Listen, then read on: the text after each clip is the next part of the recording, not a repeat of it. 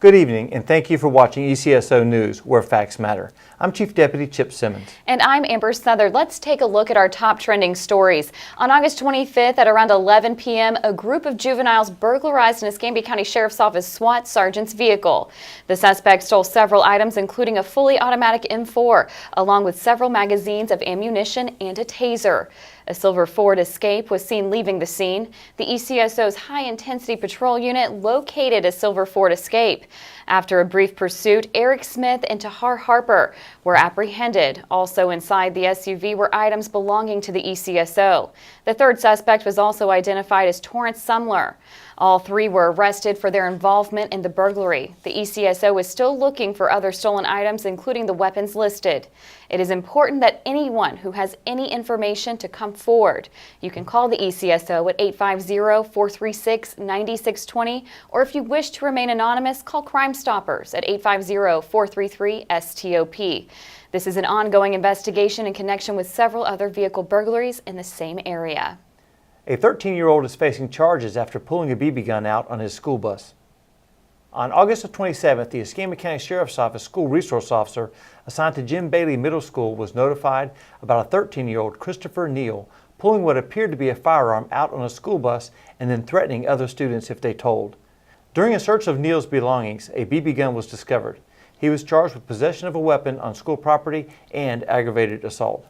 On August 23rd, Escambia County Sheriff's Office school resource officers were called to the area of West Jackson Street and Blanton Court, where a student reported an unknown male had propositioned the student for sex while the student waited for their school bus. Through their investigation, it was found Michael Andrew Peavy had approached the child for sex in exchange for money. Peavy was arrested for lewd and lascivious behavior solicitation. On August 9th, a black male in his mid-20s wearing a gray hoodie, black running pants with 2 white stripes down each side got inside a vehicle at the Circle K located at 3225 West 9 Mile Road. He then pulled a gun on the driver and demanded he exit the vehicle. The victim yelled for help. Another citizen heard him yell, exited his own vehicle with a gun, and demanded the suspect get out of the car. The suspect was unable to drive away because he couldn't operate the standard transmission vehicle. This video shows him running through the parking lot of a nearby business. Congratulations to our new sergeants and lieutenant. Sheriff David Morgan recently promoted Sergeant Barnes to lieutenant. He also promoted both Deputy First Class Green and Vestal to sergeant. Congratulations, Lieutenant Barnes and Sergeant Green and Vestal. We received a nice email from a citizen who shared an awesome experience with our deputies recently. After attending the WWE wrestling matches in downtown Pensacola, the woman who wrote the letter was hoping her small children would run into some of the wrestlers at Denny's so that they could get some autographs. But instead, 2 of Escambia County's finest walked into the restaurant. The boys then asked if they could get the deputies' autographs because they were the real heroes. The real heroes were Lieutenant Holland and Sergeant Wellborn. They were happy to give their autographs. She continued to write how this made the young boys' night, and the deputies' autographs now hang on their wall at home. Pretty cool. Pretty cool. We received feedback from a citizen regarding her recent interaction with Deputy Harmon dealing with a scammer. The citizen called to say Deputy Harmon was very helpful and knowledgeable, and that he even answered her phone when the scammer called her. She said the scammer hasn't called back since Deputy Harmon spoke to him. She spoke very highly of Deputy Harmon, and she wanted Deputy Harmon and everyone at the Escambia County Sheriff's Office to know that she greatly appreciated the assistance that he offered her that day. On July 31st, the suspect stole a red and white moped from the back of a truck parked at the Suburban Extended Stay Hotel on Barrancas Avenue. If you have any information about this incident, contact the ECSO at 436-9620 or call Crime Stoppers at 433-STOP. And congratulations to Donald Malashan on his retirement from the Escambia County Sheriff's Office. Donald Malashan retired earlier this month with more than 22 years of service. He began his career as a correctional officer, then became a deputy. He served in patrol, school resource officer, and narcotics units, wrapping up his career at the courthouse. Congratulations, you are missed. Would you like to help prevent crime in your neighborhood? Neighborhood watch groups help prevent crime through awareness and closer relationships in your neighborhood. Are you interested in finding out how to start one and what are the minimum requirements? Available to all interested in Escambia County. These are one-evening seminars and they're held at our main administration building, and complimentary dinner is provided for attendees. Sign up early to attend on our website at escambiaso.com. Meet this week's Dirty Dozen featured fugitives. This is our warrants unit's top 12 most wanted fugitives. Jasmine Lachey Webster is wanted for 2 counts of dealing in stolen property. She also has multiple fraud counts as well as a failure to appear. Patrick Stacy Mitchell is wanted for failure to appear and also for battery on an officer or a firefighter. If you have information on any of the Dirty Dozen's whereabouts, contact the ECSO at 436-9620 or call Crime Stoppers at 433-STOP. The Escambia County Sheriff's Office is offering a free training opportunity to help places of worship consider the security needs of their facilities and operations. The training is designed for anyone responsible for the safety of their place of worship and will help attendees to understand the challenges and needs of worship security. The goal is to make the process of creating a secure environment easier, less expensive, and more effective. The next class will be held at the ECSO at 1700 West Leonard Street on Tuesday, September 25th at 5:30 p.m. Seating is limited. To secure a seat, please contact and fill out a registration form at escambiaso.com. Are you interested in a career in law enforcement? We are hiring for a Cadet 1 position. The purpose of this position is to prepare a non-certified applicant for a career in law enforcement.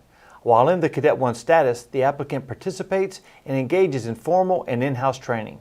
The work activities are specifically designed and chosen to train and indoctrinate the individual in the field of law enforcement.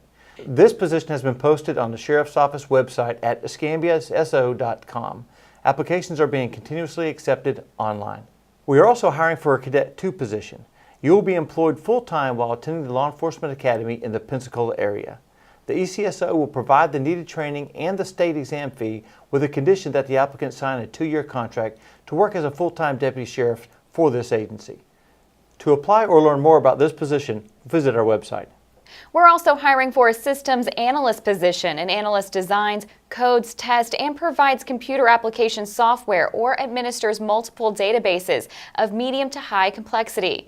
Applications will be accepted online for the systems analyst position through Wednesday, September 5th at 11:59 p.m. Central Standard Time at escambiaso.com. We are also hiring a report taker. This position inputs data information from the notes, reports, and verbal direction of officers into the computer database and maintains records and logs. Report taker applications will be accepted online through Wednesday, August 29th at 11:59 p.m. Central Standard Time at escambiaso.com. If you have any additional questions regarding these positions, call 436-9276 or you can send an email to recruiter@escambiaso.com. And while visiting our website, check out our open positions for dispatcher and dispatcher trainee. Check out this week's episode of Crime Tip Tuesday. I'm Chief Deputy Chip Simmons and welcome to Crime Tip Tuesday. Help stop cyberbullying. Cyberbullying often involves mean-spirited comments. Check out your kids' social media pages from time to time to see what you find. Recognize the signs of cyberbullying. Could your child be the bully? If your child sees cyberbullying, encourage him or her to report it to an adult. You can also report the cyberbullying to the social media site. This has been a tip from your Escambia County Sheriff's Office. The ECSO is pleased to offer a 4-week free seminar to adults who are interested in the daily operations of the Sheriff's Office. The Citizens Law Enforcement Academy begins on November 8th from 5 to 9 p.m. at the Administration Building. A complimentary meal is provided. There will be a 1-week break in the class due to Thanksgiving holiday on November 22nd. We need your help locating the people in this week's Crime Stopper segment. Our first featured fugitive is Charles McDowell. He is 31 years old and is wanted for fleeing and eluding, but he's also wanted for numerous narcotics charges.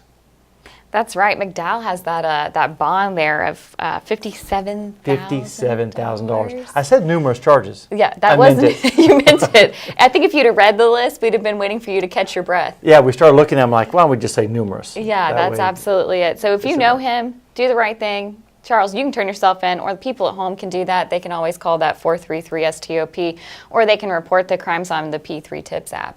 And he's just the first one. That's it. We've got more, right? Right. Our next wanted fugitive is Jessica Minchell. She is 34 years old and wanted for grand theft. She signed for 2,784 boxes of Girl Scout cookies worth $11,136, a true cookie thief. Minchell has a bond of $2,500. Whoa. So the bond is $2,500, but the cookies are worth what, $11,000? Yeah. That's crazy. And who has that much milk? It's a crime against humanity. That really is. Girl That's Scout cookies. bad news. I mean, that's like you stand outside your local grocery store and look for them in their booths or when they come to your door. I know we celebrate at home. Yeah, well, we just wanted to help them. That's it. Yeah, so we buy as many cookies as we can. Absolutely. So I really hope somebody, I mean, she just robbed the Girl Scouts of America. That's ridiculous. I have no words for that. Let's do the right thing. Turn yourself in. There's a lot of Girl Scouts out there that are probably hurting from that. So if you know anything about her, turn her in. Give us a call. Let us Yep. know. Next up is April Dial Valier. She is 41 years old and is wanted for grand theft, fraud, impersonation, and fraud. Illegal use of credit cards. Valier has a bond of $19,000. Difficult to say the name, but she does have a warrant for her arrest. And you know, like I always like to say, if we're saying your name wrong, we're at 1700 West Leonard Street. You can come to the front office, let us know how to say your name correctly, and we'll take care of it. We're from there. sorry, and we'll correct it next week. That's no it. problem at all. After you're captured, we'll let people know.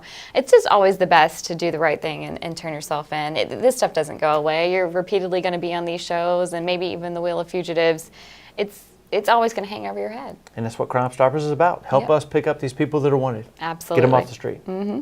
If you know the whereabouts of any of our fugitives, contact Crime Stoppers at 433-STOP or go online to p3tips.com.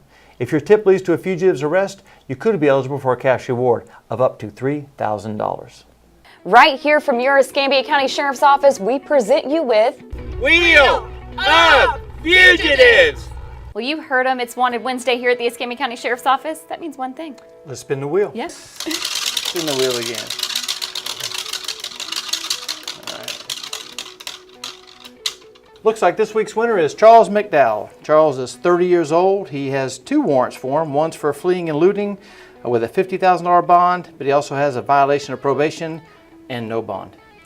Oh, Charles, fleeing and eluding, you're never going to get away. Guess what? We're always going to catch you. That's why our prize patrol is out there looking for you right now. You can run, but you can't hide, Charles. And that's what we want you to know. So do the right thing. Turn yourself in. If you don't, the people at home will. Chief, how You can can't they? run from Crime Stoppers. No. Call 433-STOP. Or you can use our app P3 Tips. You can get that on your mobile device to remain anonymous. And it's like we always say, Crime doesn't pay. but we do.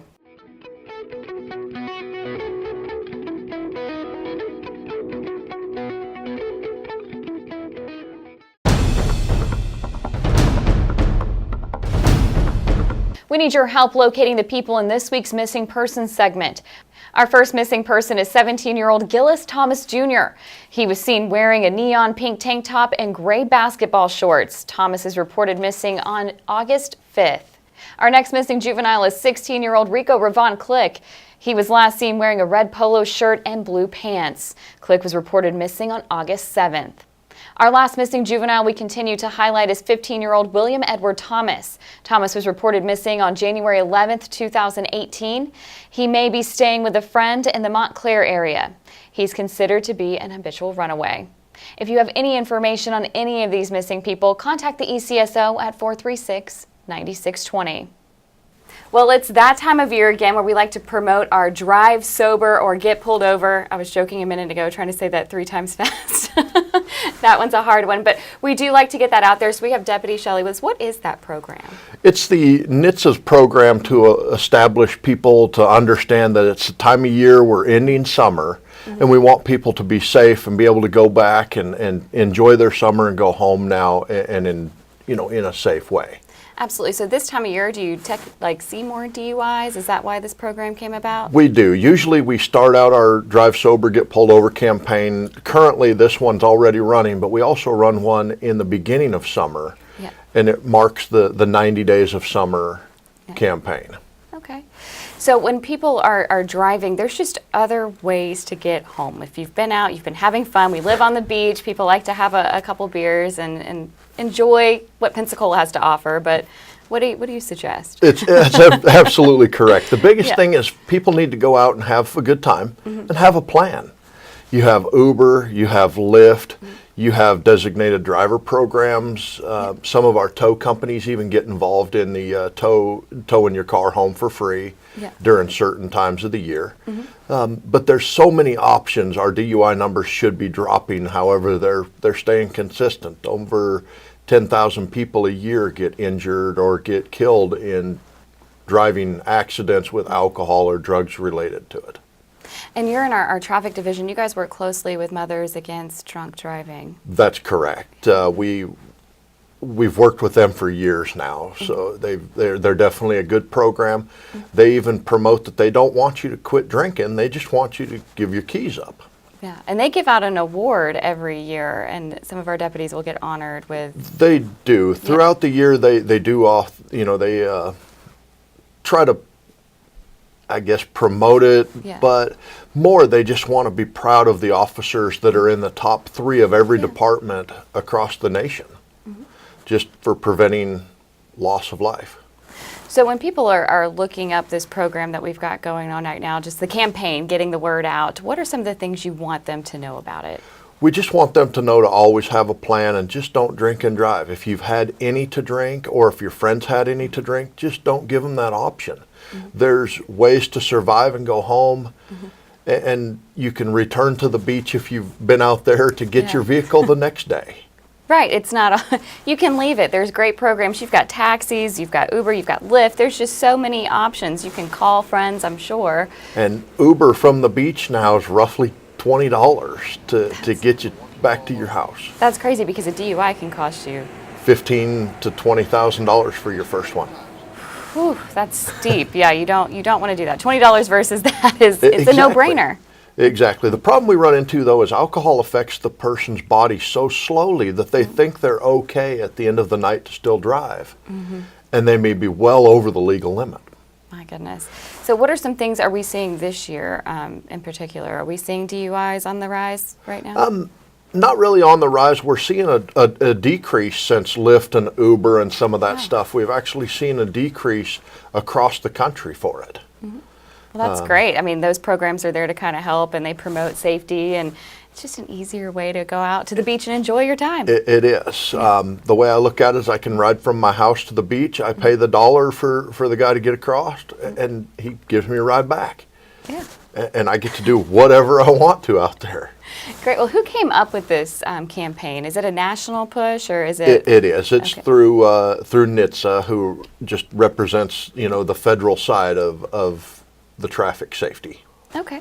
So it'll be going on. When does it start and when does it end? It started the 17th of August and will run through September 3rd. Okay. Well, thank you so much for joining us and talking about this. I think it's very important that people know to be safe and that there's other things out there that you can do to be safe. If you have any questions or want to learn more about this program, you can always email us at pio@escambiaso.com.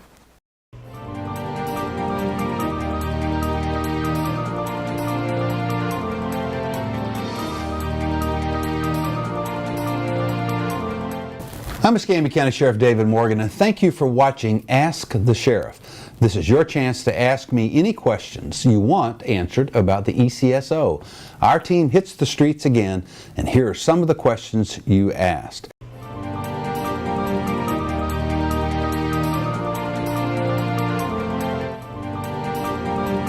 We have a kind of a general question, meaning that this question has a couple of elements to it that are asked by different people.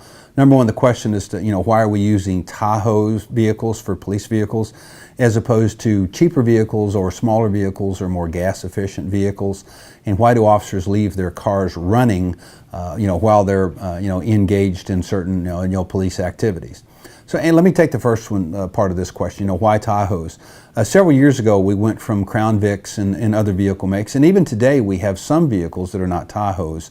We have some Chevrolet Impalas, and we try to spread out the cars that we buy and not stick with one manufacturer. We also have some Fords, some Explorers, and those sorts of things. So again, that's to kind of share the tax dollar, if you will, with the different automobile vendors. But we went to Tahoes because, number one, they stopped making the Crown Vic and the police packages. The gas mileage is basically the same on the Tahoes. The Tahoes are more expensive, though, per vehicle, but they also last longer. Prior to getting the Tahoes, our batteries and alternators were good for about maybe a year to 18 months. As you can well imagine, these cars pull a tremendous amount of electricity.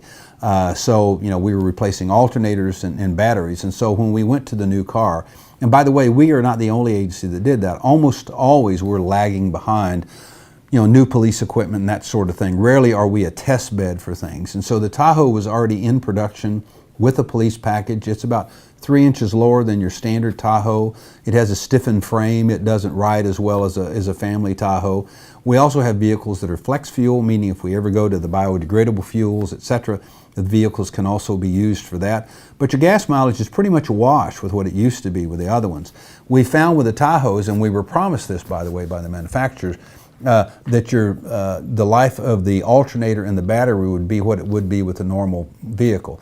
Now, you may or may not know, but inside this vehicle, in addition to the air conditioning, our folks sometimes are running an automatic license plate reader. They have their CAD system computer in the car. They have a printer. Throw in a cell phone there to keep their cell phones charged, because many times we don't transmit over the radio, certain information or items that we're wanting, of course, at that particular juncture, to make sure we're communicating privately with each other and there's no bleed over on the radio. Maybe you're at a scene and you want to discuss something with your supervisor, or you want to discuss something even with sometimes a victim. You certainly don't want that coming over the radio and everybody else that's on that channel throughout the county understanding that we've just had a sexual assault victim somewhere. So all of those pieces of equipment are continually running in a car, and now for certain vehicles, let's throw in the canine. And so now we have a vehicle with all of that equipment, 2 additional fans in the back that have to be in there to keep the canine cool, and they even have fans in there at the times they turn the vehicle off to get the hot air out of a vehicle. As you can well imagine, you can't close an animal up in a car. So there's a reason for those vehicles running all of the time, because if the officer also turns that vehicle off, the possibility of getting it started sometimes is slim and none, especially if you have all that equipment running and plugged in, you've got your emergency gear running, and now you pull up to a scene and you turn your vehicle off. There's a probability sometimes of vehicles not restarting. So, we look at those policies and procedures all the time. Is it cost effective to turn the vehicle on and not turn the vehicle off? While again, to the average citizen not engaged in law enforcement, not knowing what I just described to you, that's another one of those very easy criticisms. As is the last part of that. If you didn't buy these vehicles and you bought cheaper vehicles, you could do deputy pay raises. Not really. Folks, do you really think we haven't scrubbed this budget up one side and down the other? My job at the Escambia County Sheriff's Office is to not spend your tax dollars. My job is to contain costs and, again, be as cost efficient as possible. We're prepared for those questions to be asked when we take our budget to the governor, because questions like that will be asked. Are you driving around, Sheriff, in Cadillacs? Why are you buying everything, at the Cadillac price when everybody else is driving, again, the family sedan? We're driving the family sedan. We're being very cost effective with your tax dollars, and we'll continue to buy those vehicles because really that's the best rate going right now.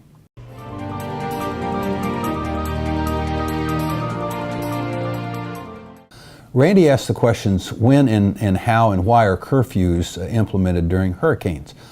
By Florida statute, Randy, what occurs is when we're in the midst of a hurricane or some sort of natural disaster, or we could have a riot or an insurrection. The Board of County Commissioners will meet, and what they do is in emergency operations, the running of the county during the term of the emergency is turned over to 2 people. For administration, it's turned over to the county administrator. In that case today, it's Mr. Jack Brown. And for, again, law enforcement operations, it's the sheriff of Escambia County. And so during emergency operations, the county is being, in essence, ran by 2 people, Jack Brown and Sheriff David Morgan. Now, what we do in those instances, Jack handles all the emergency operations side, and of course, quite obviously, we handle that. Dependent upon the breadth and depth of the destruction that's occurred, and for the safety of the community at large, and of course, in the most extreme cases, the governor can intervene when they declare a natural disaster area and call in, the National Guard within the state of Florida, which has happened in different instances. In consultations with the governor and his staff, the attorney general, and then locally here, they may do a curfew through the governor's office, or we can implement a curfew here in Escambia County, and that's for the safety and security of the citizens, meaning that we have gas lines that haven't been secured, we have power lines that are down, there's a great or high potential for looting because people have evacuated areas and now their possessions are basically strewn all over the countryside. And so in order to prevent that level of mayhem, if you will, we may determine that there's a curfew from the time from sunset to sunrise, and people are not allowed on the streets. Why? Because that's to clear the streets of personnel and to allow law enforcement free and unfettered access to secure our community.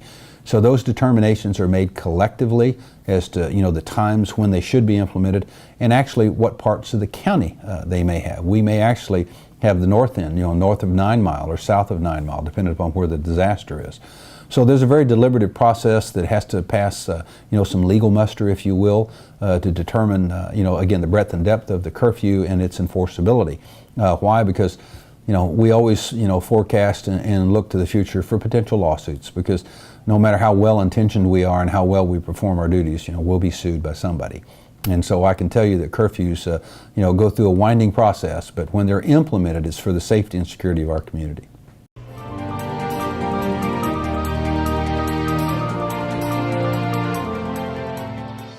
The question was that someone's noted that we have chaplains, and what do they do at the sheriff's office? You actually have chaplains throughout law enforcement, not just on the patrols and operational side, but you also have it on the correction side. Chaplains serve a function of basically what any pastor or minister does. They're there to comfort officers. They're there for counseling. Not just religious, but sometimes marital counseling. It can go into areas that are not necessarily, religious, but sometimes can even be secular. So, they are members of the sheriff's office, volunteers, by the way, unpaid, and they are there for, spiritual, emotional, and mental uplifting for our officers. And almost all agencies of any size have staff chaplains.